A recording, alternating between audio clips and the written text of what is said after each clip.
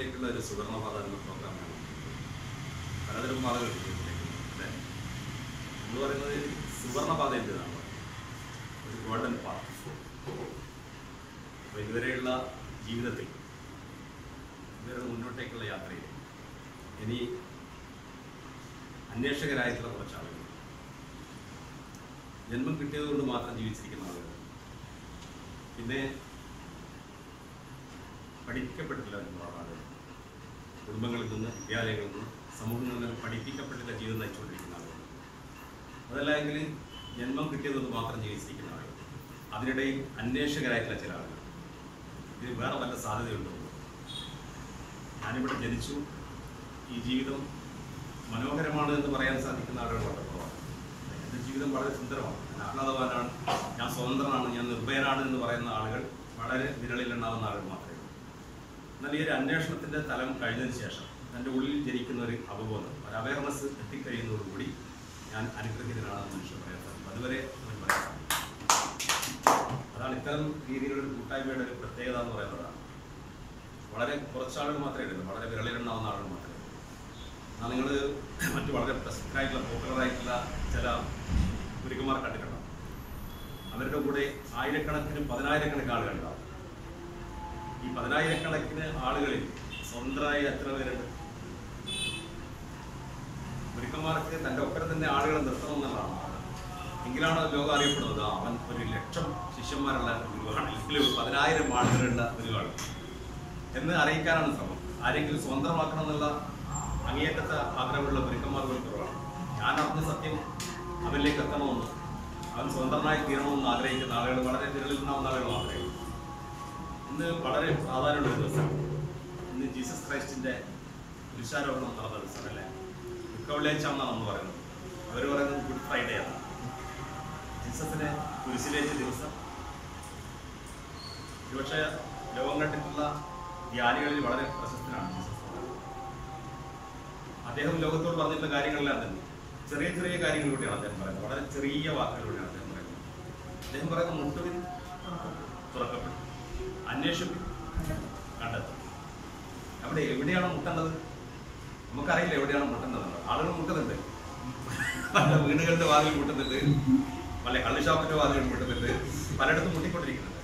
എന്നാൽ Jesus Christ പറയുന്നത് നിങ്ങൾ ഹൃദയത്തിന്റെ വാതിലുകൾ മുട്ടാൻ എപ്പോഴാണ് തുടങ്ങുന്നത്, അപ്പോൾ നിങ്ങൾക്ക് അതിനെ അനുഭവിക്കാൻ സാധിക്കുന്നതാണ്. നിങ്ങൾക്ക് അന്വേഷിച്ച് നിങ്ങൾ എന്തായാലും കണ്ടെത്താൻ പറ്റുമെന്ന് പറയുന്നത്. അപ്പോൾ നമ്മളിത് അന്വേഷണത്തിന് മുതിർന്നു കഴിഞ്ഞു, അല്ലെങ്കിൽ അന്വേഷിക്കാൻ തുടങ്ങി എന്നുള്ളതാണ്. അല്ലെങ്കിൽ ഇപ്പോൾ കിട്ടിയതിൽ നിന്ന് തന്നെ നമ്മൾ തൃപ്തരാണോ എന്നുള്ളതാണ്. ഇപ്പോൾ കിട്ടിയ ജീവിതം കൊണ്ട് ഞാൻ തൃപ്തനാണ് എന്നാണ് നിങ്ങൾ മനസ്സ് പറയുന്നെങ്കിൽ ധ്യാനത്തിൻ്റെ കൂട്ടായ്മയിലേക്കോ ധ്യാനത്തിലേക്കോ സഞ്ചരിക്കണം. ഏതോ തരത്തിലൊരു അസംതൃപ്തി മനുഷ്യ സദാവട്ടെയാണ്. എല്ലാം ലഭിച്ചിട്ടും, വിദ്യാഭ്യാസമുണ്ട്, പണമുണ്ട്, സുന്ദരിയായ ഭാര്യയുണ്ട്, അതുകൂടാതെ കാമുകി ഉണ്ടാവാം, എല്ലാം ഉണ്ടായിട്ടും എന്തോ ഒരു അസംതൃപ്തി വീണ്ടും മനുഷ്യൻ്റെ ഉള്ളിൽ നിന്ന് ഇങ്ങനെ വേട്ടയാടുന്നത്. ഈ അസംതൃപ്തിയാണ് അവനെ ഈ ആഴത്തിലേക്ക് അല്ലെങ്കിൽ ഈ ഉന്നതങ്ങളിലേക്ക് കൊണ്ടുപോകുന്നത്. അപ്പോൾ അത്തരമൊരു അസംതൃപ്തി നിങ്ങളിലുണ്ടോ എന്നുള്ളതാണ് ചോദ്യം. എന്തോ ഒരു പോരായ്മ എൻ്റെ ജീവിതത്തിനെ മതിച്ചുകൊണ്ടിരിക്കുന്നത്. ഓരോ ആളുകൾ അവരോട് തന്നെ ഉത്തരം പറഞ്ഞാൽ എൻ്റെ ജീവിതത്തിൽ എന്തെങ്കിലും ഒരു പോരായ്മ ഉണ്ട് എന്നാണ് നിങ്ങൾ മനസ്സ് പറയുന്നതെങ്കിൽ നിങ്ങൾ അന്വേഷണത്തിന് തയ്യാറെടുക്കേണ്ട സമയം കഴിഞ്ഞു എന്നുള്ളത്.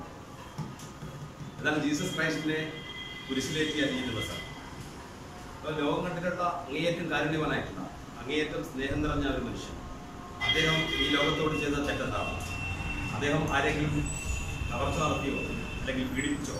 ഇതൊന്നും അദ്ദേഹത്തിൻ്റെ പേരിലുള്ള കുറ്റങ്ങളല്ല. അദ്ദേഹത്തിൻ്റെ പേരിലുള്ള ഒരേ കുറ്റം എന്ന് പറയുന്നത് യുവാക്കളെ വഴിതെറ്റിച്ചു എന്നുള്ളതാണ്. 2000 വർഷങ്ങൾക്ക് മുൻപ് യുവാക്കളെ വഴിതെറ്റിച്ചു എന്നുള്ളതാണ് അദ്ദേഹത്തിൻ്റെ പേരിലുള്ള കുറ്റം. നിലവിൽ ഓരോ കാലഘട്ടത്തിലും ഓരോ സമൂഹത്തിലും പലതരങ്ങളിലുള്ള വിശ്വാസത്തിലാണ് ആളുകൾ ജീവിച്ചുകൊണ്ടിരിക്കുന്നത്. അപ്പോൾ അതുവരെ ഉണ്ടായിരുന്ന വിശ്വാസത്തിന് എതിരെ ജീസസ് ക്രൈസ്റ്റ് സംസാരിക്കും. നിങ്ങളുടെ ദേവാലയങ്ങളിൽ ദൈവമില്ല എന്നാണ് അദ്ദേഹം പറയുന്നത്. നിങ്ങളുടെ ദേവാലയം വെള്ളം പൂശിയ ശവക്കല്ലറകളാണ് അദ്ദേഹം പറയുന്നത്. അപ്പോൾ അതുവരെ ജീവിച്ചുകൊണ്ടിരുന്ന അല്ലെങ്കിൽ പൗരോഹിത്യത്തിന്, പുരോഹിതന്മാർക്ക്, മതത്തിന് ജീസസ് ക്രൈസ്റ്റ് പറയുന്നത് എന്താണ് തിരിച്ചറിയാൻ കഴിയുന്നത്. അമ്പലങ്ങളിലും ദേവാലയങ്ങളിലും ദൈവമില്ല എന്നാണ് ഇത് അറിഞ്ഞ ആളുകൾ മുഴുവനും പറയുന്നത്. അനുഭവിച്ച ആളുകൾ മുഴുവൻ പറയുന്നത് നിങ്ങൾ വെറുതെ സമയം പാഴാക്കിക്കൊണ്ടിരിക്കുക. ദൈവത്തെ നിങ്ങൾക്ക് കണ്ടെത്താൻ സാധിക്കണമെന്നുണ്ടെങ്കിൽ നിങ്ങളെ അകത്തേക്ക് തിരിയണം. രജനീശ്ചന്ദ്രൻ എന്ന് പറയുന്ന മനോഹരമായ കഥയുണ്ട്. ഞാൻ പലപ്പോഴും പറഞ്ഞിട്ടാണെങ്കിലും ഒന്ന് ഓർമ്മിക്കാൻ നല്ലതാണ്. ഞാൻ പറയുന്നില്ല, ഈ ലോകവും മറ്റുള്ള ജീവജാലങ്ങളെല്ലാം സൃഷ്ടിച്ചതിന് ശേഷം അദ്ദേഹം എന്തോ ഒരു പോരായ്മ തോന്നി. അദ്ദേഹം എന്തോ ഒരു പ്രശ്നമുണ്ട് ലോകത്ത്. അങ്ങനെ ഒരു അപൂർവ ദൈവത്തിന് തോന്നി. അങ്ങനെ ദൈവം മനുഷ്യനെ സൃഷ്ടിച്ചു. മനുഷ്യനെ സൃഷ്ടിച്ചതിന് ശേഷം പരാതികളുടെ മുമ്പാരായി ദൈവത്തിന് സ്വൈര്യക്കേട് അവിടെ നിന്ന് ആരംഭിച്ചത്. ഏതെങ്കിലും പൂച്ചയോ നായോ കഴുതിയോ പരാതി പറയാം ദൈവത്തോട്. മനുഷ്യൻ നിരന്തരം പരാതി കാണും. എൻ്റെ ഭാര്യ ശരിയില്ല, എൻ്റെ ഭർത്താവ് ശരിയില്ല, അച്ഛൻ ശരിയില്ല, അമ്മ ശരിയില്ല, പലതരത്തിലുള്ള പ്രശ്നമാണ്. ഇങ്ങനെ പരാതി കേട്ട് കേട്ട് ദൈവത്തിന് പഠിക്കും. അപ്പൊ ദൈവത്തിന്റെ വളരെ അടുത്ത സുഹൃത്തുക്കളായിട്ട് പണ്ഡിതന്മാരായിട്ട് ആളുകളെ വിളിച്ചുകൂട്ടി. എന്താണ് ഇതിന് പറയുക? പരാതി കേൾക്കുക എന്ന് പറഞ്ഞാൽ മനുഷ്യന് അല്പം ക്ഷമയോടെ കേൾക്കാം. നിരന്തരം പരാതി പറയുന്ന ഒരാളെങ്ങനെയാണ് സ്വീകരിക്കുന്നത്? ഇപ്പൊ ഏറ്റവും കൂടുതൽ ഡൈവേഴ്സ് നടന്നുകൊണ്ടിരിക്കുന്ന കാലഘട്ടമാണ് നമ്മുടെ കേരളത്തിൽ. ഒരു വർഷത്തിൽ അതിന്റെ കണക്കെന്ന് പറഞ്ഞാൽ 30,000-ലും അധികമാണ്. ഒരു വർഷത്തിൽ നടക്കുന്ന ഡൈവേഴ്സിന്റെ കണക്കാണ്. ഇതിന് വക്കീൽ പണം കൊടുക്കണം, ഒരുപാട് ഇതിന്റെ ബില്ല് നടക്കണം, ഒരുപാട് കാര്യങ്ങൾ ചെയ്യണം. ഇത്രയൊന്നും ആവശ്യമില്ല. ഓൾ ചെയ്യുന്നതിനെ മുഴുവൻ കുറ്റം പറയാം. എത്ര നന്നായി കറി വെച്ചാൽ ശരി, എത്ര നന്നായി വസ്ത്രം കളിക്കാൻ ശരി, എത്ര നന്നായി പെരുമാറിയാൽ ശരി, അതിന് മുഴുവൻ കുറ്റം പറയാം. അങ്ങനെ കുറ്റം പറയാം. വീട്ടുകാർക്ക് കുറ്റം, നാട്ടുകാർക്ക് കുറ്റം, ചെയ്യുന്ന കുറ്റം, എല്ലാം കുറ്റം പറയാൻ തുടങ്ങിയാൽ ഓൾ കോടതി പോയി നിൽക്കില്ല. വേഗം പുറകെ പോയിക്കോളും, എല്ലാം കൃത്യമായിട്ട് കൂടെ പോകും. അതാണ് പറഞ്ഞതെന്ന് വെച്ചാൽ ഈ പരാതി എന്ന് പറയുന്നത് മനുഷ്യന് പോലും സഹിക്കുന്നില്ല, പിന്നെ ദൈവത്തിന് സഹിക്കുന്നില്ല. ദൈവം എന്തിനാണ് ഈ പരാതി കേൾക്കാൻ ഇല്ലാത്തൊരിടങ്ങൾ കണ്ടെത്താനുള്ള ചോദിക്കാണ്. കൂടുതൽ നല്ല വലിയ പണ്ഡിതനായിട്ട് ഒരാൾ പറഞ്ഞു, നിങ്ങളൊരു കാര്യം ചെയ്യും, നിങ്ങൾ എവറസ്റ്റ് കൊടുമുടിയുടെ മേലെ പോകുന്നു. അവിടെയാണെങ്കിൽ ലോകം മുഴുവൻ നിങ്ങളെ ഏറ്റവും വലിയ കൊടുമുടിയാണ്. അവിടെ ഇരുന്നുകൊണ്ട് നിങ്ങൾക്ക് ഭൂമിയിൽ നടക്കുന്ന കാര്യങ്ങളെല്ലാം കാണാം, എല്ലാം കേൾക്കുകയൊക്കെ ചെയ്യാൻ പറ്റും. അപ്പോൾ അദ്ദേഹം പറഞ്ഞു, രക്ഷയില്ല മതി, മല കീഴടക്ക് വേണ്ടി ആൾക്കാർ വരുന്നുണ്ട്, സാധാരണ ജീവിച്ചു പോയാൽ മതി, എന്തെങ്കിലും അവരെ ജോലിയും കാര്യം എടുത്തിട്ട്. ഇതെല്ലാം വാട്ടക്കെട്ടലായിട്ട് ശ്വാസം കിട്ടാത്തതിലേക്ക് വേണം. ഈ മല കീഴടക്കിന് ഞാനതിന് കിടക്കുന്നു പറയണം. അതാണ് അഹങ്കാരം. അത്രയല്ല, ഇതെങ്ങനെ ഇത്രയും ആളുകൾ വരുന്നുണ്ട്, അതുകൊണ്ട് അതിന് കാടിരുന്ന് എന്നെ എന്തായാലും പിടിക്കും, അതുകൊണ്ട് ഞാൻ അവിടെ ഇല്ലാന്ന് പറഞ്ഞു. അപ്പോൾ വേറെ ആൾ പറഞ്ഞു, ഒരു കാര്യം ചെയ്യുന്നാൽ ചന്ദ്രനിലിരുന്നു പോകും. ചന്ദ്രൻ എന്ന് പറഞ്ഞാൽ തണുത്ത അന്തരീക്ഷമാണ്, നല്ല മഞ്ഞ പ്രകാശമാണ്, എപ്പോൾ വേണമെങ്കിലും ക്ഷീണം വരും, ഉറങ്ങുന്ന കാര്യങ്ങൾ ചെയ്യാം, ഇതൊക്കെ കാണില്ല. അദ്ദേഹം പറഞ്ഞ രക്ഷയില്ല, ശാസ്ത്രം അത്രമാത്രം പടർന്നു കഴിഞ്ഞു. ഭൂമിയിൽ ഭക്ഷണം ഇല്ലെങ്കിൽ ശരി, ആകാശത്തിലേക്ക് റോക്കറ്റേക്കാണ് തിരക്കാണ്. എത്രയോ ആളുകൾ പട്ടിണി കിടന്ന് മരിക്കുന്നു, ആരോഗ്യമില്ലാതെ കുട്ടികൾ മരുന്ന് കിട്ടാതെ ലക്ഷങ്ങൾ മരിക്കുന്ന മണ്ണാണ്. ഇത് ചന്ദ്രനിലേക്ക് ആളെയാക്കുക, റോക്കറ്റിലേക്ക് ആളെയാക്കുക, ഭൂമി എങ്ങനെ ഉണ്ടായത് കണ്ടുപിടിക്കുക. ഇവിടുത്തെ പ്രശ്നങ്ങൾ തന്നെ പരിഹരിക്കപ്പെട്ടിട്ടില്ല, എന്നിട്ടാണ് ഈ പണി ചെയ്തത്. അപ്പം അദ്ദേഹം പറഞ്ഞ് രക്ഷയില്ല, റഷ്യയിൽ നിന്ന് അമേരിക്കന്നൊക്കെ ആളുകൾ ടെൻസിൻകാരിയൊക്കെ അങ്ങോട്ട് വരാൻ പോവാണ്.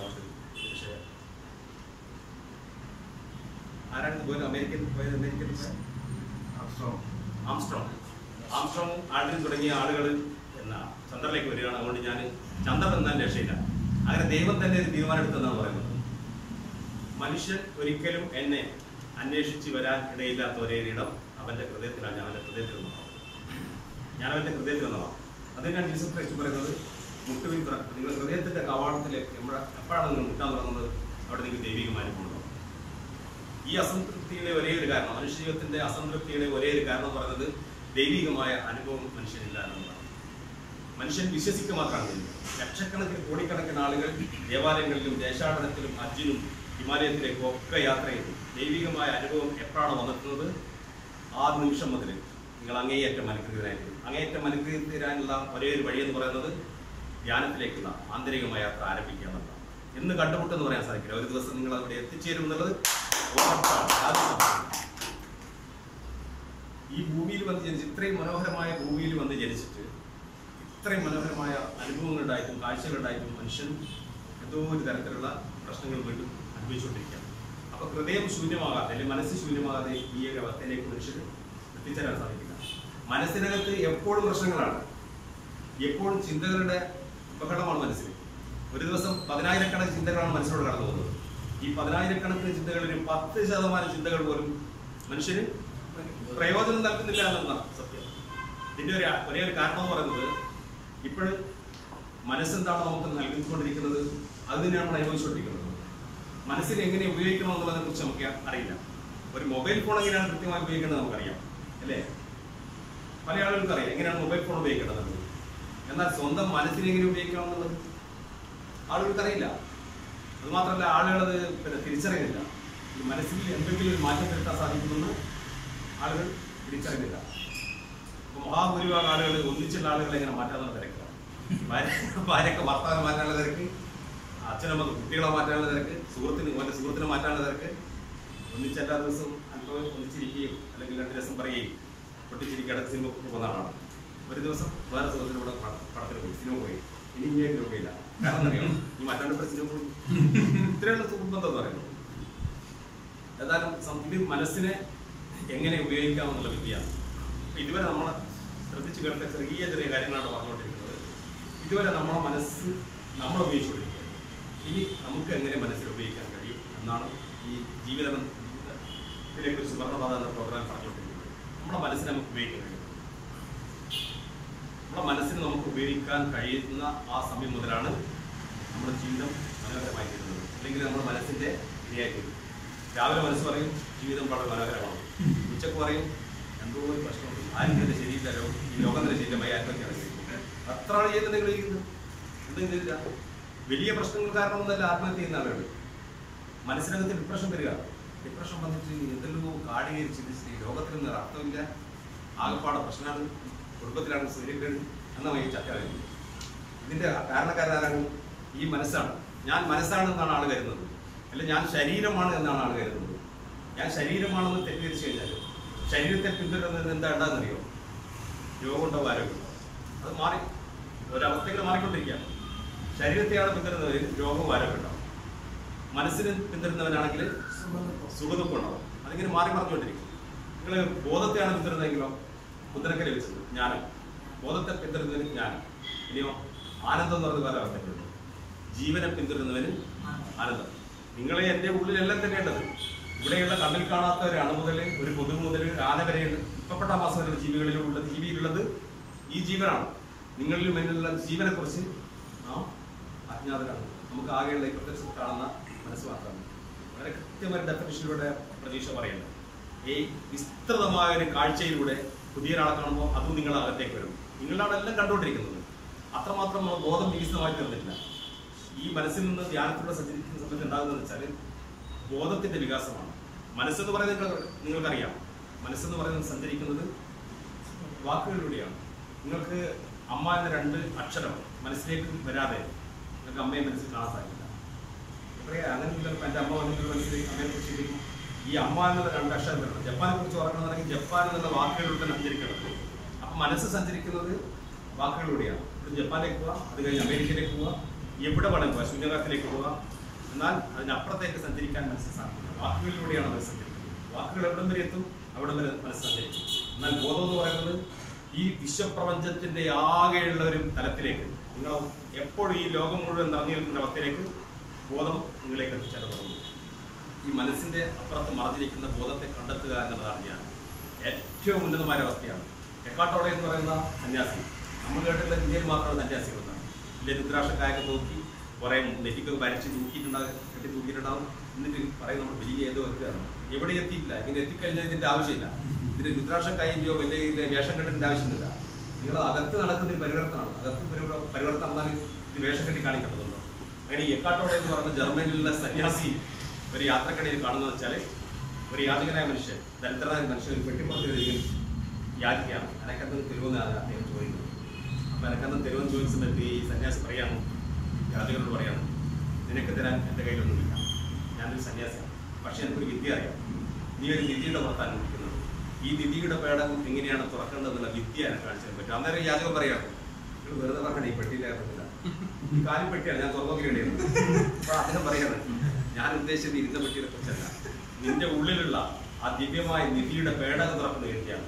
നിങ്ങളെ നോക്കി അതിശയിക്കുന്ന ഒരു ദിവസം വരും, നിങ്ങളെ അത്ഭുതപ്പെടുന്ന ദിവസം. നിങ്ങൾ ഇതുവരെ കണ്ടത് മുഴുവനും മറ്റുള്ള ആളുകളിൽ എങ്ങനെ സ്നേഹം അല്ലെങ്കിൽ ആദരവ്, ആഹ്ലാദം മറ്റുള്ളവരെ എങ്ങനെ ഷെയർ ചെയ്യാം, പങ്കുവെക്കാം, ഇതൊക്കെയാണ് അനുഭവിച്ചിട്ടുള്ളത്. തന്നെ നോക്കി ഒന്ന് അത്ഭുതപ്പെടുന്ന ഒരു ദിവസം വരും. എന്താണ് താനെന്നുള്ള ഒരു അതിശയം. അങ്ങനെ മനസ്സെന്ന ഈ പേടകം തുറക്കുന്നതോടുകൂടി അതിശയകരമായ പലതും നിങ്ങൾ സംഭവിക്കുന്നത്. സാധാരണ മനുഷ്യരെ പോലെ ഈ ഭൂമിയിൽ ജനിച്ച് ജീവിച്ച് കടന്നു പോകാനാണ് നിങ്ങൾ തീരുമാനിക്കുന്നതെങ്കിൽ നിങ്ങൾ മത്തിയും ചോറിന്റെ രുചി അറിയാതെ കപ്പയും മീനിന്റെ രുചി അറിയാതല്ലാണ്ട് കൂടിപ്പോയി കഴിഞ്ഞാൽ നിങ്ങൾക്ക് വേണമെങ്കിൽ പള്ളിയിൽ നിന്ന് സാധനം പഠിച്ചടിക്കാം, കുറച്ചു നേരം അബോധാവസ്ഥ ജീവിക്കുക, അതിലേക്ക് ആസ്വദിക്കാൻ സാധിക്കും. പക്ഷെ ഉള്ളിലുള്ള നിറവാർന്ന അവസ്ഥയെക്കുറിച്ച് ഒന്നും തന്നെ അറിയാൻ സാധിക്കില്ല. അത്രമാത്രം അനശ്വരമായ അത്ഭുതകരമായ ഒരു പേടകമാണ് ഒരു മനുഷ്യൻ എന്ന് പറയുന്നത്. ഇത് തുറന്നു നോക്കാൻ വേണ്ടി തയ്യാറാണ്. എന്താണ് ഇതിനകത്തുള്ളതെന്ന് തുറന്നു നോക്കാൻ തയ്യാറാണ്. അപ്പൊ ഈ നിലവിലുള്ള മനസ്സിനെ നിങ്ങൾ സമ്മതിക്കില്ല. നിലവിലുള്ള മനസ്സിനെ എന്ന് പറയുന്നത് ബോധത്തിലേക്ക് നയിക്കണം. ബോധത്തിലേക്ക് നയിക്കുമ്പോഴാണ് ഇത് അനുഭവപ്പെടുക. അപ്പം മനസ്സ് എല്ലാത്തിനും മനസ്സാണ് മുമ്പിൽ നിൽക്കുന്നത്. സംശയം ഉണ്ടാകുന്നത് നമ്മൾ എല്ലാ കാര്യങ്ങളും ചെയ്യാൻ വേണ്ടി മുന്നിൽ നിൽക്കുന്ന ആരാണ്? മനസ്സല്ലേ? മനസ്സാണ് നിൽക്കുന്നത്. എന്നാൽ ഈ മനസ്സ് പലപ്പോഴും ചെയ്യുന്നത് രാവിലെ ചെയ്യുന്നത് വൈകുന്നേരം തെറ്റായി പോകും.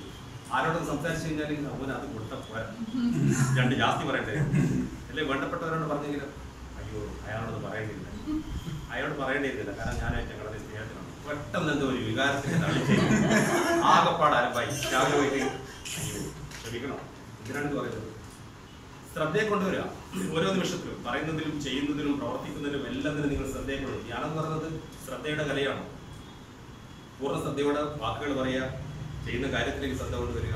എല്ലാവരും ശ്രദ്ധാലുവാണെങ്കിലും വളരെ മനോഹരമായിട്ട് ജീവിതം. ഒരാൾക്കും നിങ്ങളുടെ മുഖത്തേക്ക് വിരൽ ചൂണ്ടാൻ സാധിക്കില്ല. ജീസസ് ക്രൈസ്റ്റ് ഒറ്റുകൊടുക്കുന്ന രംഗമുണ്ട്. വെള്ളിയാഴ്ച കൊണ്ടാണ് പറയുന്നത്. ജീസസ് ക്രൈസ്റ്റിനെ പിടിക്കാൻ വേണ്ടി പിലാത്തോസിന്റെ അന്നത്തെ രാജാവിന്റെ ആൾക്കാർ വരികയാണ്. അപ്പോൾ എല്ലാവരും വന്നിട്ട് ഒരുപോലെയാണ് രൂപം ഉണ്ടാകും. കണ്ടില്ലേ? അവരുടെ കുപ്പായത്തിൽ ഒരുപോലെയായിരിക്കും, ഒരുപാട് തുപ്പില്ലായിരിക്കും. അങ്ങനെ ജീസസും തന്റെ 12 ശിഷ്യന്മാരോട് എങ്ങനെ ഇരിക്കുകയാണ്. അപ്പോഴേ ജീസസ് ആരാണെന്ന് പറഞ്ഞു കൊടുക്കണം. അതിന് യൂദാസ് എന്ന് പറഞ്ഞ ശിഷ്യൻ ക്രൈസ്റ്റിന് നേരെ വിരൽ ചൂണ്ടി. യഥാർത്ഥത്തിൽ അവിടെ വിരൽ ചൂണ്ടേണ്ട ഒരു ആവശ്യമില്ല. ഒരു ഗുരുവിന്റെ മുഖത്തേക്ക് ആരും വിരൽ ചൂണ്ടാറില്ല. അപ്പൊ ഈ ശിഷ്യൻ ഗുരുവിന്റെ മുഖത്തേക്ക് വിരൽ ചൂണ്ടി. അപ്പോൾ ക്രിസ്തു പറയുന്ന വാക്കുണ്ട്. ക്രിസ്തു പറയുന്നത് നീ ഒരു വിരൽ എന്റെ നേരെ ചൂണ്ടുമ്പോൾ 4 വിരൽ നിന്റെ നേരെയാണ് ചൂണ്ടുന്നത്. അല്ലെ? നമ്മളിപ്പൊരാളെ മുഖത്തേക്ക് വിരൽ ചൂണ്ടിക്കുമ്പോൾ 4 വിരലെ നമ്മൾ 4 തരത്തിലുള്ള കുറ്റം ചെയ്തവരാണ് ഒരു ചെറിയ കുറ്റക്കാരന്റെ മുഖത്തേക്ക് വിരൽ ചൂണ്ടുന്നത്. നിങ്ങൾ ധ്യാനത്തിലൂടെയാണ് സഞ്ചരിക്കുന്നതെങ്കിൽ ഒരാളും തന്നെ നിങ്ങളെ മുഖത്തേക്ക് വിരൽ ചൂണ്ടുകയില്ല. കാരണം നിങ്ങൾ ചെയ്യുന്നത് ശരിയാണ്. നിങ്ങൾ ഏതെങ്കിലും തരത്തിൽ തെറ്റുകൾ ചെയ്താൽ മാത്രമേ നിങ്ങളുടെ മുന്നിലേക്ക് നിങ്ങളുടെ മുഖത്തേക്ക് വിരൽ ചൂണ്ടുന്നുള്ളൂ. അപ്പോൾ ഒരാൾ നമ്മളിലേക്ക് വിരൽ ചൂണ്ടുക എന്ന് പറഞ്ഞാൽ നമ്മുടെ വ്യക്തിത്വത്തിന്റെ ഒരു ഇടിവ് സംഭവിക്കാവുന്നതാണ്. നമ്മൾ കുറ്റപ്പെടുത്തി ഒരാളെ കുറ്റപ്പെടുത്തിക്കാൻ ആളെ പോണ്ടാവും. ഒരാൾ കുറ്റപ്പെടുമ്പോൾ പൊട്ടിച്ചിരിക്കുക. ഒരാൾ നമ്മളെ കുറ്റപ്പെടുത്തുകയാണെങ്കിൽ അപ്പൊ കുറ്റപ്പെടുത്താനുള്ള ആളെ വഴി വെക്കുന്നത് നമ്മൾ അശ്രദ്ധയാണ്, നമ്മളെ ശ്രദ്ധയില്ലായ്മയാണ്. ബുദ്ധൻ മരണത്തിന്റെ അടുത്തേക്ക് എത്തുന്ന നിമിഷമുണ്ട്. ലാസ്റ്റ് 52ാമത്തെ വയസ്സിലാണ് ഒപ്പര് സമാധി ആകുന്നത്. അപ്പൊ ബുദ്ധനോട് ചോദിക്കുന്നുണ്ട് ലാസ്റ്റ് ശിഷ്യന്മാർക്ക് ശരിയെന്തോ കാര്യം പറയുന്നത്, വലിയ ബോധോദയത്തെ കുറിച്ചോ ധ്യാനത്തെ കുറിച്ചോ എന്തൊക്കെ വലിയ കാര്യം പറയുന്നത്. അവസാനമായി എന്താണ് ഞങ്ങളോട് പറയാനെന്ന് വെച്ചാൽ ബുദ്ധൻ അവസാനമായി പറഞ്ഞതാണ് ശ്രദ്ധയുള്ളവരാണ്. നിങ്ങൾ ശ്രദ്ധയുള്ളവരാണെങ്കിൽ ദൈവികതയിലാണ് ജീവിക്കുന്നത്. ഈ റോഡ് മുറിച്ച് കിടക്കണമെങ്കിൽ പരമശിവൻ രക്ഷിക്കണമെന്ന് പോയാൽ ഞാൻ കൈ കൊടുത്തിട്ടുണ്ടാകും. വീട്ടിൽ നിന്ന് ആളും കൊണ്ട് തരേണ്ടി വരും അല്ലേ? ഇത് കീറി മുറിച്ചുകൊണ്ട് വീട്ടിൽ കൊണ്ടുവരും. അപ്പൊ റോഡ് മുറിച്ച് കിടക്കുമ്പോൾ നിങ്ങൾ ശ്രദ്ധയുള്ളവരാകുക. ആളുകളോട് സംസാരിക്കുമ്പോൾ ശ്രദ്ധയുള്ളവർ, എല്ലാ അർത്ഥത്തിലും ശ്രദ്ധയുള്ളവരാകുക എന്നാണ് ഞാൻ ഒരു ചുവട് വെക്കുന്ന പോലെ. നിങ്ങളിപ്പോ സാധാരണ ഈ ഭൂമിയിലൂടെ നടന്നു പോകുന്ന സമയത്ത് അറിയുന്നുണ്ടോ? നമസ്കാരം. മണ്ണ് ചവിട്ടി പതിച്ചുകൊണ്ടാണ് പോകുന്നത് അല്ലേ? നമ്മളെ ഭൂമി ചവിട്ടി പതിച്ചുകൊണ്ടാണ് നമ്മൾ കടന്നു പോകുന്നത്. ഈ ഭൂമിയിൽ എങ്ങനെയാണ് എന്റെ കാല് സ്പർശിക്കുന്നത്, എന്റെ ശരീരത്തിൽ എന്ത് ചലനമാണ് ഉണ്ടാകുന്നത്, എന്താണ് ആ സമയത്തുള്ള അനുഭൂതി എന്നുള്ളത് നാം അറിയുന്നില്ല. ജ്ഞാനാത്മകമായ ജീവിതത്തിലൂടെ കടന്നു പോകുന്ന സമയത്ത് ഒരു പാദം ഈ ഭൂമിയിൽ സ്പർശിക്കുമ്പോൾ പോലും ആളറിയാൻ തുടങ്ങും. സംവേദനത്വം പറഞ്ഞു. ധ്യാനം എന്ന് പറയുന്നത് സംവേദനത്തിന്റെ കലയാണ്. നിങ്ങൾ ഏറ്റവും കൂടുതൽ നിങ്ങളെ കുഞ്ഞിനെ അച്ഛന്മാരായിരിക്കുന്ന ആൾക്കാരുണ്ടാവും, കുഞ്ഞുങ്ങളുള്ള ആൾക്കാരോട് ഇരിക്കുന്നുണ്ടോ? ഒരു കുഞ്ഞിനെ നിങ്ങൾ സ്പർശിക്കും, നിങ്ങൾ സ്വന്തം കുഞ്ഞിനെ സ്പർശിക്കുമ്പോൾ ഉണ്ടാകുന്ന ഒരു അനുഭൂതി അല്ലേ? ആ കുഞ്ഞിന്റെ കയ്യിലോ ശരീരത്തിൽ സ്പർശിക്കുമ്പോൾ ഉണ്ടാവാറില്ലേ? അനുഭവിച്ചിട്ടില്ലേ? എന്താണ് അത് അനുഭവിക്കുന്നത്? നിങ്ങളെ കുഞ്ഞിന് അത്രയും സ്നേഹത്തോടു കൂടിയാണ്, അത്രയും വാത്സല്യത്തോടു കൂടിയാണ് അതിനെ പുണരുന്നത്. ആ സമയത്ത് നിങ്ങളുടെ കൈകളെന്ന് പറയുന്നത് സാധാരണ സുഹൃത്തുക്കളെ ഹലോ കൈ പിടിച്ച് വിളിക്കില്ല. ആളുകൾ കൈ പിടിച്ച് വിളിക്കുവാറില്ല, പിടിച്ചപ്പോഴും ഞെക്കിക്കളയും. എന്തിനായെന്ന് അറിയില്ല. എന്റെ മനസ്സിന്റെ സംഘർഷം മുഴുവനും ഈ എതിരാളി പിടിച്ചിട്ട് പിടിച്ച് ഞെരുക്കിക്കിട്ട. ഇനി എനിക്കെങ്കിലും അറിയാം നിങ്ങളൊരു സുഹൃത്തിനാണ്, ആണാനുസരി പെണ്ണാനുസരി കൈ അവരെ തുറന്ന് സ്പർശിക്കുന്ന സമയത്ത് പൂർണ്ണ ബോധം ഇപ്പം തന്നെ ചുറ്റോട്ട് വയ്ക്കും. തൊട്ടടുത്ത സുഹൃത്തിന്റെ കൈ വെറുതെ ഒന്നുമില്ല, വെറുതെ തൊടുന്ന സമയത്തില്ലേ ആ സ്നേഹഭാവത്തോടു കൂടി നിങ്ങൾ സ്പർശിക്കുകയാണെങ്കിൽ പുതിയൊരു അനുഭവത്തിൽ. അപ്പൊ ഇത്തരം കാര്യങ്ങളെ കുറിച്ചൊന്നും ആളുകൾ അനുഭവിക്കുന്നില്ല. ഏതെല്ലോ ഒരു അബോധാവസ്ഥ ഇങ്ങനെ കടന്നുപോയിക്കൊണ്ടിരിക്കുകയാണ് ചെയ്തത്. ഒരു രാജാവിന്റെ ഒരേ ഒരു മകൻ, ഒറ്റൊരു മകനാണ്. രാജാവിന് പ്രായമായി വരികയാണ്. ഇപ്പൊ രാജ്യഭാരം മകനെ ഏൽപ്പിക്കണം, അടുത്ത കിരീടധാരണം നടക്കേണ്ടതാണ്. ഈ ചങ്ങായിക്ക് ഒരു സുപ്രഭാതത്തിൽ തകടാൻ പറഞ്ഞാൽ പിന്നെ ഒരു പൂവൻ കൊയ്യാൻ തോന്നുക. ഞാനൊരു കോഴിയാണ് തോന്നിട്ട് എന്ത് ചെയ്തെന്ന് വെച്ചാൽ കൊട്ടാരത്തിലുള്ള ഒരു മേശന്റെ അടിക്കേൽ വിളിച്ച് കുപ്പാലം കഴിച്ചിട്ടാണ്. പൂർണ്ണ നഗ്നനായിട്ട് ഇദ്ദേഹം ഈ മേശക്കടിയിലേക്ക് നിന്നു. അപ്പോൾ ആളുകളെ പ്രതീക്ഷ പറ്റി കൊട്ടാരത്തിലൊക്കെ സംസാരമായി. രാജാവിന് ആകെ ഒരേ ഒരു മകനാണുള്ളത്, ഇനി എങ്ങനെ രക്ഷിക്കുന്നുണ്ടായി. അങ്ങനെ പല വൈദ്യന്മാരും പല ആൾക്കാരും അവിടെ വന്നിട്ടുണ്ട്. പലരും കാണിച്ചു നിന്നു, യാതൊരു രക്ഷയില്ല. ഇത് അദ്ദേഹം ഇതുപോലെ താതാത്മ്യം പ്രാപിച്ചു. ഞാൻ കോഴിയാന്ന് തോന്നിക്കുന്നത്, കോഴിയെ പോലെ തന്നെ പൊക്കിക്കുക, കോഴിയെ പോലെ തന്നെ ഭക്ഷണം കഴിക്കുന്നത് പൊത്തി തിന്നുക, ഇതൊക്കെയാണ് പിന്നെ സ്ഥിരം. ഭക്ഷണം കൊണ്ടുവന്ന് എന്ത് ചോദിച്ചാൽ നെടുത്ത് തട്ടി പറിക്കുക, എന്നിട്ട് പൊത്തി തിന്നുക. കോഴിയായി കഴിഞ്ഞ അദ്ദേഹം അതിന് പലയാളും നോക്കി പരാജയപ്പെട്ടു. രാജാവിന്റെ പ്രതീക്ഷ ആശയം. അപ്പോൾ അദ്ദേഹം കേൾക്കുന്നത് ഒരു സൂഫി വരിനായിട്ടുള്ള സന്യാസി, ഒരു സൂഫി സന്യാസി. അദ്ദേഹം കാണുമ്പോൾ തന്നെ വരാത്ത പറയേണ്ട കാര്യം. അങ്ങനെയുണ്ട് കൂടി തന്നെ കേട്ടിട്ട് അലമ്പ് വേഷം കയറ്റി കൊട്ടാരത്തിന്റെ വാതിൽ സൂഫി എന്താ വന്നു, നിങ്ങളുടെ മകന് യുവരാജാവിന് ചെറിയൊരു പ്രശ്നമുണ്ട് ഞാൻ അറിഞ്ഞിട്ടുണ്ട്, അദ്ദേഹത്തെ ചികിത്സിക്കാൻ ഒരു അവസരം തരണം. ഞാൻ എന്താണെന്ന് അതിൻ്റെ പ്രത്യേകത അറിഞ്ഞു, ഞാൻ ഈ ഭ്രാന്ത് കടന്നു പോയവരാണ്, അതുകൊണ്ട് തന്നെ എനിക്ക് അതിനെ രക്ഷിക്കുകയും. അപ്പോൾ രാജാവിനോട് പേരും പറഞ്ഞു. അപ്പോൾ രാജാവ് പറഞ്ഞ് അങ്ങനെ സംഭവിക്കുമോ, നല്ലൊരു പരീക്ഷണമല്ലേ, അദ്ദേഹത്തിന് ഒരു അവസരം കൊടുക്കുന്നു. അങ്ങനെ അദ്ദേഹം ഈ സൂഫി വരുന്നായ ആള് ഈ കോഴിയെ കണ്ട് അദ്ദേഹം എന്ത് ചെയ്തെന്ന് അതേപോലെ തന്നെ മുഴുവൻ വസ്ത്രമെല്ലാം ഒതുങ്ങി ചാടിയിട്ട് ഈ കോഴിക്കടുത്ത് ഈ മേശനട്ടി അദ്ദേഹം കൂടി. അപ്പോൾ ഈ ആദ്യമുള്ള ഈ രാജാവിന് സംശയം, യുവരാജാവിന് സംശയം, നിങ്ങളായത് ഞാനൊരു പൂവൻ കോഴിയാണ്, നീ വേറൊരു പെടയാണ്, നീ വെറും പെടക്കോഴിയാണ്, ഞാൻ ഇക്കാര്യത്തിൽ വളരെ വിദഗ്ധനാണ്, നിനക്കിപ്പാണ് കോഴിത്തുണ്ടായിരുന്നത്, എനിക്ക് എത്രയോ കാലങ്ങളായി ഞാൻ കോഴിയെ ജീവിക്കാം, അതുകൊണ്ടാണ്. അപ്പൊ വിശ്വാസമായി പരസ്പരം, നമുക്കൊരു കൂട്ടുകാരെ സന്തോഷമായി. അങ്ങനെ പരസ്പരം കാര്യങ്ങളും കുറേയെല്ലാം പറഞ്ഞ് പിന്നെ ഒരു ദിവസം ഭക്ഷണം കൊണ്ട് നമുക്ക് പ്ലേറ്റ് കഴിക്കാൻ പറഞ്ഞു.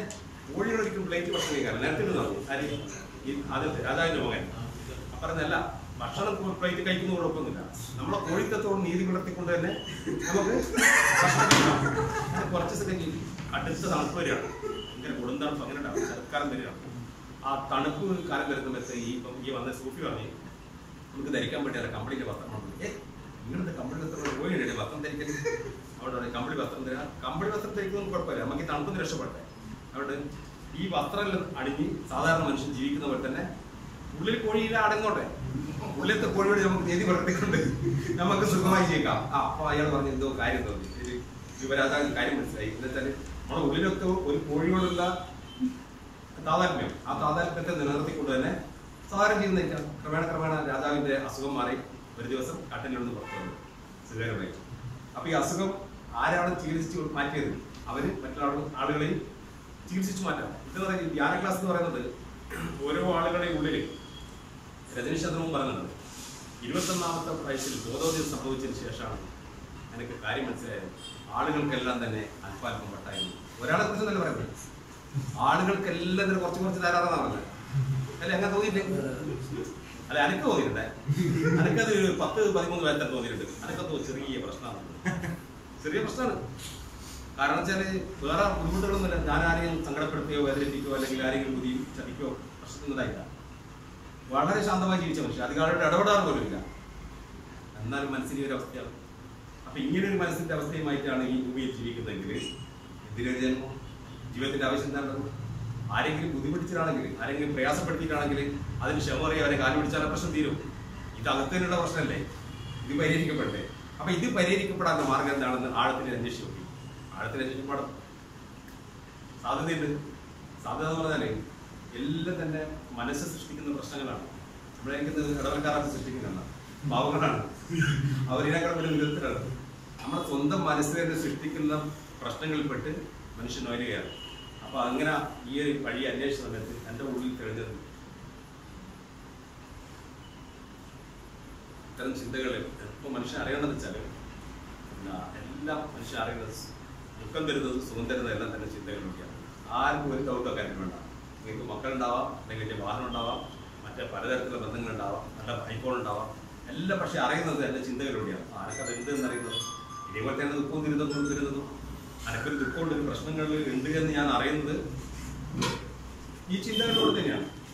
ഒരു ചെറിയ കഥയാണ് നിങ്ങളോട് പറയാം. ഒരു യുവതിക്ക് ആ ഒരേ ഒരു കുട്ടിയാണ്, ഒരേ ഒരു കുട്ടി, ഒറ്റൊരു കുഞ്ഞു മാത്രമേ. ആ കുഞ്ഞ് ഒരമ്മക്ക് തന്റെ പുത്രനെ നഷ്ടപ്പെടുക എന്ന് പറയുന്നത് അതിൽ വലിയ ദുഃഖമില്ലാന്നാണ് പറയുന്നത്. ഗീതയിൽ കൃഷ്ണൻ പറയുന്നത് ഭ്രാതൃ ദുഃഖം 10 നാണ്. സഹോദരനെ പോലെയോ നിങ്ങളുടെ സുഹൃത്തിനെ പോലെയോ ഒരാൾ മരിച്ചാൽ 10 ദിവസം കഠിനമായി ദുഃഖമുണ്ടാവും. ഭ്രാതൃദുഃഖമാണ്. 10 നാൾ ഭർത്തൃദുഃഖം കുറച്ചേറെ നാൾ നിലനിൽക്കും. യുവതിക്ക് തന്റെ ഭർത്താവ് നഷ്ടപ്പെടുകയാണെങ്കിൽ കുറേ ഏറെ നാളാ ദുഃഖമുണ്ടാവും. എന്നാൽ പുത്രദുഃഖം, ഒരമ്മക്ക് തന്റെ കുഞ്ഞിനെ നഷ്ടപ്പെടുക എന്നതാണ് ഏറ്റവും വലിയ ദുഃഖം, മരണദുഃഖം. എങ്കിലും അല്പകാലത്തിന് ശേഷം തന്റെ മായയിലേക്ക് തിരിച്ചു വരുന്നതാണ്. അപ്പൊ ഞാൻ പറയുന്നത് ഈ യുവതിയുടെ പ്രിയപ്പെട്ട കുഞ്ഞ് നഷ്ടപ്പെട്ട് അതിന്റെ ഒരു ഭ്രാന്തമായ അവസ്ഥയാണ്. ഒരു തരത്തിലും ജീവിതം മുന്നോട്ടേക്ക് അത്രയും ദുഃഖവും സംഘർഷവും മനസ്സിൽ മനിക്കുകയാണ്. അതിന് ജനലിന്റെ അടുത്ത് കിടന്നിട്ട് ഈ ദുഃഖത്തെ അനുഭവത്തിൽ കാണുന്ന വെച്ചാൽ തൊട്ടപ്പുറത്തെ വീട്ടിൽ തീ പിടിക്കാം. അപ്പുറത്തെ വീട്ടിൽ തീ പിടിച്ച് 2-3 ആളുകളെ പെട്ടിട്ടുണ്ടെന്ന് എനിക്കറിയാം. അപ്പൊ ആ സമയത്ത് ചിന്ത മൊത്തം മാറി. ഈ സ്ത്രീ ആ കടന്നിടന്ന് എഴുന്നേറ്റ് ആ വീട്ടിലേക്ക് പോയി ആളുകളെ രക്ഷിക്കാൻ വേണ്ടി. അപ്പൊ ആ സമയത്ത് ഈ കുട്ടി മരിച്ച ദുഃഖം സ്ത്രീക്ക് ഉണ്ടാവും. ഇല്ല, അവിടെ വേറൊരു അനുഭവത്തിലേക്ക് പോവാണ്. ആശുപത്രിയിൽ തീ പിടിച്ചു കഴിഞ്ഞാല് വാതരോഗം വരെ എഴുന്നേറ്റ് കൊടുന്ന് കേട്ടിട്ടുണ്ടെങ്കിൽ വാദം പിടിച്ച് വീണതാണ്. ഒരു ഭാഗം കംപ്ലീറ്റ് നടന്നതിന് മുകളിൽ ഒരു ഭാഗം ഓടിയിട്ടുള്ളത്. അപ്പൊ തീപിടുത്തം നടന്നുകൊണ്ടല്ലോ വെടിയിൽ ഓടി. കാരണം അങ്ങനെയാണ് ജീവൻ നിലനിൽക്കേണ്ട ഒരു അവസ്ഥ വന്നു കഴിഞ്ഞാൽ മനസ്സതിന്റെ പൂർണ്ണമായ ശക്തി പുറത്തെടുക്കും. 82 വയസ്സുള്ള ഒരു സ്ത്രീന്റെ മാലയും പൊട്ടിച്ച് 2 ആൾ ബൈക്കിൽ 2 മിടുക്കന്മാർ കള്ളന്മാർ കോട്ടയത്താണ്. 82 വയസ്സായി. മാലയും പൊട്ടിച്ചുകൊണ്ട് ഈ മോട്ടോർ സൈക്കിളിന്റെ ബാക്കിൽ കയറി ചാടി പിടിച്ച് ഈ സ്ത്രീ കൊന്നിട്ടില്ല. ഒരു 10-100 മീറ്റർ കഴിഞ്ഞും വണ്ടി കൊണ്ട് പോയി. ഇവർക്ക് അപ്പോഴേക്ക് ആളുകൾ പിടിച്ചു. 22ാമത്തെ വയസ്സിൽ 2 ചെറുപ്പക്കാർ സഞ്ചരിക്കുന്ന മോട്ടോർ സൈക്കിളിൽ പിടിച്ചു നിർത്താൻ സ്ത്രീ കഴിഞ്ഞിട്ടുണ്ടെങ്കിൽ അപ്പൊ ഉള്ളിൽ ആ പവർ വേണ്ട സമയത്ത് മാത്രം പുറത്തേക്ക് വരുന്നു. കാറിന്റെ ഉള്ളിൽപ്പെട്ട കുട്ടിയെ സ്ത്രീ കാർ ബന്ധിച്ച് രക്ഷപ്പെടുത്തിയ കഥ സംഭവം കഥന്ന് പറ്റില്ല. അപ്പൊ എവിടെയാണ് ഇതിന്റെ സ്റ്റോറേജ്? ഊർജ്ജത്തിന്റെ വലിയൊരു സ്റ്റോറേജ് ഉണ്ട് മനുഷ്യന്. ശക്തി ആവശ്യത്തിന് മാത്രം പുറത്തേക്ക് വരുന്നത്, ആ സമയത്ത് മാത്രം എടുക്കാനുള്ളതാണ്. പ്രകൃതി അങ്ങനെ നൽകിയില്ല. അപ്പൊ അത്തരം ഒരു ശക്തിയെ കുറിച്ചൊന്നും നമുക്കറിയില്ല. നമ്മൾ ഏതെങ്കിലും ഒരു പ്രശ്നം വരുന്ന സമയത്ത് അതിൽ അങ്ങനെ തകർന്നു പോയില്ല. പിന്നീട് നമുക്ക് രക്ഷയില്ലാതെ പോകും. നിലവിൽ ഇവിടെ ഈ എത്തിയിരിക്കുന്ന ഈ സമയം വരെ ഒരു 10, 30, 35, 50, 55 വയസ്സൊക്കെയുള്ള ആൾക്കാരല്ലേ. ഈ 55 വയസ്സിനിടയിൽ നമ്മൾ അതിജീവിച്ച് ഒരുപാട് പ്രശ്നങ്ങളുണ്ട് അല്ലേ? പ്രശ്നങ്ങൾ അതിജീവിക്കാൻ ഇവിടെ എത്തിച്ചേരില്ല എന്ന് ഉറപ്പല്ലേ? അപ്പൊ പിന്നെ ഇങ്ങനെ ഈ ഒരു ഘട്ടത്തിൽ പിന്നെ ഒരു പുതിയ പ്രശ്നം ഒരുപാട് എന്തായിരുന്നു അറിയാം? മനസ്സെന്തായിരുന്നു? ഇതിന് ഞാൻ സമ്പൂർണ്ണമായിട്ടായിരുന്നു ഏതൊക്കെ രക്ഷപ്പെടാൻ സാധിക്കുന്നത്. ഓരോന്നിനെ അതിജീവിക്കുമ്പോഴും പുതിയ പ്രശ്നം വരും മനസ്സിൽ കരുതെന്ന് വെച്ചാൽ അനക്ക് ഇത് അതിജീവിക്കാൻ പറ്റില്ല. എല്ലാറ്റിനും അതിജീവിക്കാൻ പറ്റും മനുഷ്യന്. ഏത് ദുരന്തത്തെ അതിജീവിക്കാൻ പറ്റും. മനുഷ്യ ചരിത്രത്തിന്റെ ഇന്നേ വരെയുള്ള ജീവിതം എന്ന് പറയുന്നത് എല്ലാ ജീവിത പ്രശ്നങ്ങളെയും പ്രതിസന്ധികളെയും അതിജീവിച്ച് തെറ്റാണ് മനുഷ്യരെ. അല്ലെങ്കിൽ ഈ മനുഷ്യവർഗം തന്നെ കെട്ടടങ്ങി പോയിട്ടാണ്. അപ്പൊ ഓരോ മനുഷ്യനും ഈ ഭൂമിയിൽ ജീവിച്ചുകൊണ്ടിരിക്കുന്ന ഓരോ മനുഷ്യനും ചെറുതും വലുതുമായ പ്രശ്നങ്ങളെ അഭിമുഖീകരിച്ചുകൊണ്ടാണ് ജീവിക്കുന്നത്. ഇനി ഒരു പ്രശ്നമില്ലാത്തൊരു മനുഷ്യനാണ് നാട്ടെ. അതൊക്കെ ഒരു പ്രശ്നമില്ല. രാവിലെ എണീക്ക് ചോറ് റെഡി, അല്ല കഞ്ഞി റെഡി, ഉച്ചക്ക് ചോറ് റെഡി, രാത്രി പായൽ പിരിച്ചിട്ട് സുഖമായി ജീവിതം. യാതൊരു പ്രശ്നം അയാളെ അകത്തുന്നില്ല. അയാളുടെ മനസ്സിൽ എന്താ ഉണ്ടാക്കുക? ഏറ്റവും ദുർബലമായി ഇരിക്കും അയാൾ. അപ്പൊ വലിയ പ്രശ്നങ്ങളെ അതിജീവിച്ച മനുഷ്യനാണ് ശക്തനായ മനുഷ്യൻ. ഏത് ഗുരുതരമായ പ്രശ്നങ്ങളെയും അതിജീവിച്ച് ജീവിതത്തിലൂടെ കടന്നു പോകുന്ന മനുഷ്യനാണ് മനസ്സിന് നല്ല ഓർമ്മ. ഒരു പ്രശ്നം അതിജീവിച്ചു കഴിഞ്ഞു വീണ്ടും അതേ ഒരു പ്രശ്നം വരികയാണെങ്കിലോ വളരെ എളുപ്പമല്ലേ? വളരെ എളുപ്പമല്ലേ? ആ പ്രശ്നം നമ്മൾ അതിജീവിച്ചു കഴിഞ്ഞാൽ നമുക്കറിയാം എങ്ങനെ അതിജീവിക്കാതെ. അപ്പൊ പിന്നെ ഒരു പുതിയ പ്രശ്നം വരുമ്പോൾ അതിജീവിക്കും. ഈ പ്രശ്നങ്ങൾ 2 തരത്തിലാണ് മനുഷ്യരിലേക്ക് വരിക. പരിഹരിക്കാൻ പറ്റുന്ന പ്രശ്നങ്ങളും പരിഹരിക്കാൻ പറ്റാത്ത പ്രശ്നങ്ങളും. ഒരു തരത്തിൽ പരിഹാരം വലിയ മാരകമായ ഗുരുതരമായ രോഗം ശാസ്ത്രത്തിൽ ഇന്നുവരെ കണ്ടുപിടിക്കാൻ പറ്റാത്തൊരു രോഗം നമ്മുടെ ശരീരത്തിലേക്ക് വന്നു കഴിഞ്ഞാൽ അവിടെ കൈ കണ്ടടിച്ചിട്ട് കാര്യമുണ്ടോ? അതിപ്പോൾ പരിഹരിക്കാൻ പറ്റില്ല. അത് ചെറിയ പനിയും പറ്റി കൊടുക്കുന്നാലോ പരിഹരിച്ചുകൂടെ? ചില മരുന്ന് കുടിച്ചില്ലെങ്കിൽ പോലും പരിഹരിക്കപ്പെടും. അപ്പൊ ജീവിതത്തിൽ വരുന്ന പ്രശ്നങ്ങൾ 2 തരത്തിലാണ്. ഒന്ന് പരിഹരിക്കാൻ പറ്റുന്ന പ്രശ്നങ്ങളും, 2 പരിഹരിക്കാൻ പറ്റാത്ത പ്രശ്നങ്ങളും. പരിഹരിക്കാൻ പറ്റാത്ത പ്രശ്നങ്ങൾ വന്നാൽ നിശബ്ദമായി അവിടെ കാത്തിരിക്കുക. വേറെ എന്ത് ചെയ്യാൻ പറ്റും? അവിടെ തലയിട്ട് അടിച്ചിട്ടും പിന്നെ മനസ്സ് കലങ്ങി പറ്റുന്ന കാര്യമില്ല. പരിഹരിക്കാൻ പറ്റുന്ന പ്രശ്നങ്ങളാണെങ്കിൽ വേഗം പരിഹരിക്കാം. ഈ ഒരു ധ്യാനാത്മകമായ ജീവിതത്തിലേക്ക് അല്ലെങ്കിൽ ഇവിടെയുള്ള ഈ ചെറിയ ചെറിയ വിദ്യകളൊക്കെ പരിശീലിച്ച് മുന്നോട്ടേക്ക് പോകുന്ന ആളുകളോട് എനിക്ക് പറയാനുള്ളതെന്ന് വെച്ചാൽ, സാധാരണ നോർമലായിരിക്കുന്ന അവസ്ഥയിൽ ഇത് പരിശീലിച്ച് കഴിഞ്ഞാൽ നിങ്ങൾക്ക് എപ്പോൾ വേണമെങ്കിലും ആഹ്ലാദത്തിലെത്താൻ പറ്റും. സാധാരണ ഈ അവസ്ഥയിൽ മനസ്സ് ഒരു ചേഞ്ച് വരാത്ത അവസ്ഥയിൽ സാധിക്കില്ല. എന്തെങ്കിലും കിട്ടിക്കഴിഞ്ഞാൽ മാത്രം സുഖവും സന്തോഷം മാത്രമേ ഉണ്ടാവും. ഇല്ലെങ്കിൽ അതിനെതിരായിട്ട് അനുഭവമാണ്. എന്നാൽ ഇത് പരിശീലിക്കുന്നതോടുകൂടി നിങ്ങൾക്ക് എപ്പോൾ വേണമെങ്കിലും സന്തോഷവാനായി സമാധാനത്തിൽ സ്വസ്ഥനായിരിക്കാൻ പറ്റും. എന്നാലും പ്രശ്നം വരുന്നതിന് അവിടെ കാത്തിരിക്കാനുള്ള ഒരു ക്ഷമയുണ്ടാവും.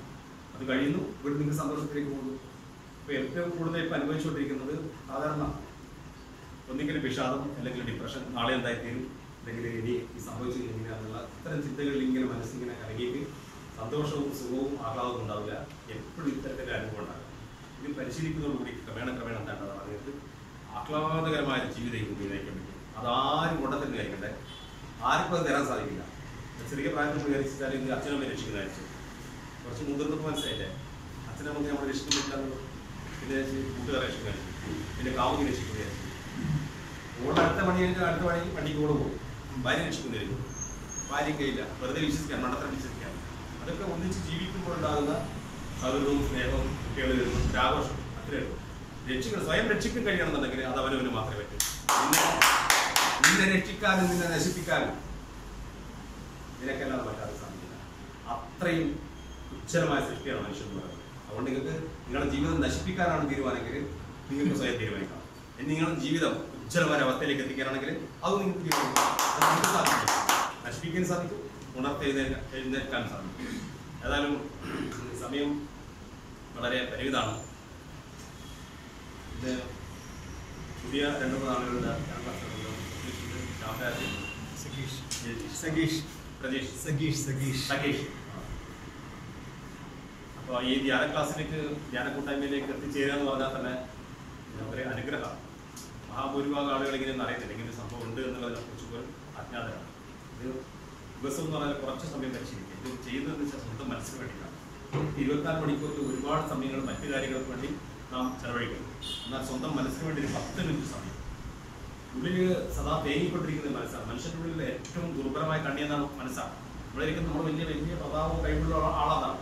മനസ്സിൻ്റെ ഉള്ളിൽ കഴിഞ്ഞു പോകണം. അതൊക്കെ ഒരു പ്രശ്നം കഴിഞ്ഞാലേ നമുക്കറിയാം ഞാൻ ഇത്രയും ഒരു വട്ടപൂജ്യമാണ്. എന്നാൽ ഈ വട്ടപൂജ്യമാണ് എല്ലായിടത്തുനിന്ന് ഇത് അറിയുകയും ഇതിനും മരുന്നുണ്ട് എന്നറിയുകയും അല്ലെങ്കിൽ ഇത് രക്ഷപ്പെടാൻ കഴിയുമെന്നുള്ള ആ തിരിച്ചറിവ് വന്ന നിമിഷം മുതൽ എന്താണ് ചെയ്യേണ്ടത്? സ്വന്തം മനസ്സിനെ രക്ഷിച്ചെടുക്കുക എന്നുള്ളതാണ്. സ്വന്തം മനസ്സിനെ രക്ഷിച്ചെടുക്കാൻ നമുക്ക് മാത്രമേ സാധിക്കൂ. വേറെ ആർക്ക് ജന്മം നൽകിയ അച്ഛൻ നമുക്ക് സാധിക്കില്ല. നമുക്കൊരു ജന്മം നൽകാൻ മാത്രമേ അച്ഛൻ നമുക്ക് സാധിക്കൂ.